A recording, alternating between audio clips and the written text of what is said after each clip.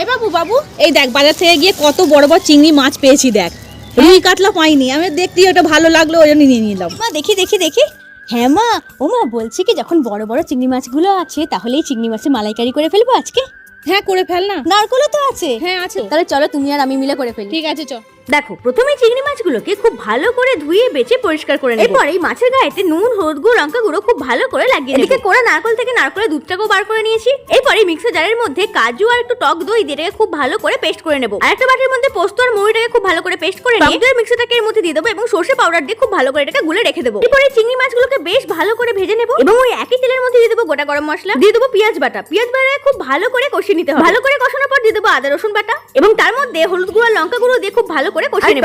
সরষে পোস্ত দিয়ে যে পেস্টটা বানিয়েছিলাম সেটাকে এর মধ্যে দিয়ে খুব ভালো করে কষিয়ে নেব। মশলাটা থেকে খুব ভালো করে তেল ছেড়ে গেলে ওর মধ্যে দিয়ে দেবো নারকলের দুধ, তারপরে দিয়ে দেবো স্বাদ মতো নুন, আর দিয়ে দেবো 2 চামচ নারকল কোড়া, 2 লঙ্কা, গরুর দুধ দিয়ে খুব ভালো করে ফুটিয়ে নিয়ে ভেজে রাখা মাছগুলোকে এর মধ্যে দিয়ে ফুটিয়ে নিলে চিংড়ির মালাইকারি একদম রেডি।